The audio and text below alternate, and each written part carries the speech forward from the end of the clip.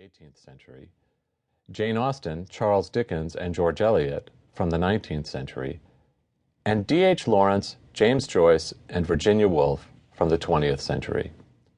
No prior acquaintance with these authors or their works will be assumed. Now, in preparing a course like this one, scholars and teachers can find it difficult to decide which authors ought to be included. There's certainly a case to be made for including writers like Mary Shelley, author of Frankenstein, Robert Louis Stevenson, Dr. Jekyll and Mr. Hyde, and Sir Arthur Conan Doyle, the Sherlock Holmes stories. Nevertheless, most scholars would agree that the English novel tends to focus on private and personal matters, usually the choice of a husband or wife. So despite the popularity of science fiction and mystery stories, the most appropriate subject for this course is the work of writers like Austen, Eliot, and Woolf. Though we will devote most of our time to literary matters, our approach to the novels will be multidisciplinary, taking in biographical and historical issues as well. We will see that the rise of the novel through the 18th and 19th centuries coincides with a number of major historical developments. These developments include urbanization, the shift of populations from the country to the city, industrialization, the transformation of the British economy from agriculture to manufacturing and trade, and democratization, the growing extension of voting rights to the middle and working classes, and then eventually to women as well. As we turn to the novelists of the 20th century, we will see that their works were also influenced by historical forces, including those associated with the First World War. Having reviewed the basic outlines of our course, let's devote the rest of this opening lecture to some obvious questions. First, what is a novel? How should we define that term? And second, how should we distinguish the novel from other forms of writing? Definitions and distinctions. Literary terminology is always slippery, and the problem is especially serious in the case of the novel.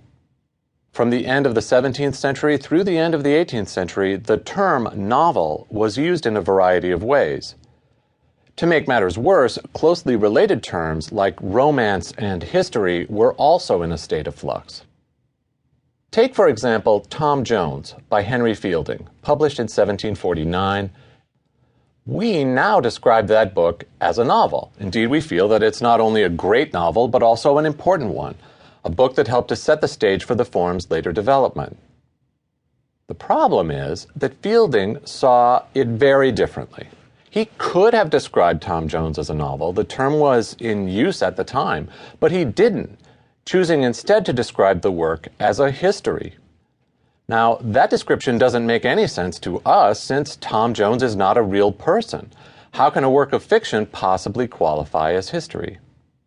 I think it's possible to sort out this sort of problem and arrive at some useful and reliable generalizations about the novel form and its differences from other forms. But I wouldn't turn to textbooks and dictionaries for the answer. Most textbooks tell us that a novel is a work of fiction usually written in prose, at least 150 to 200 pages long.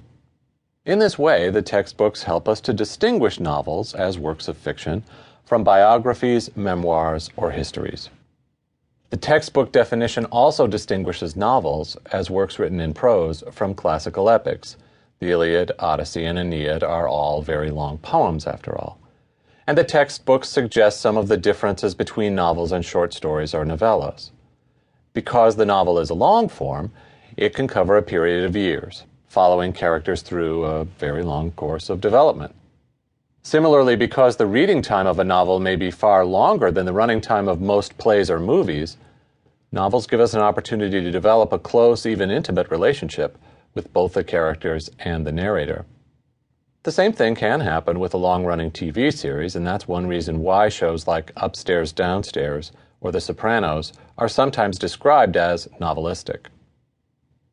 In the end, however, the textbooks don't really take us as far as we might like to go. The textbook definition is just too broad. There are too many long works of prose fiction that we wouldn't want to classify as novels, and we need some solid basis for excluding them.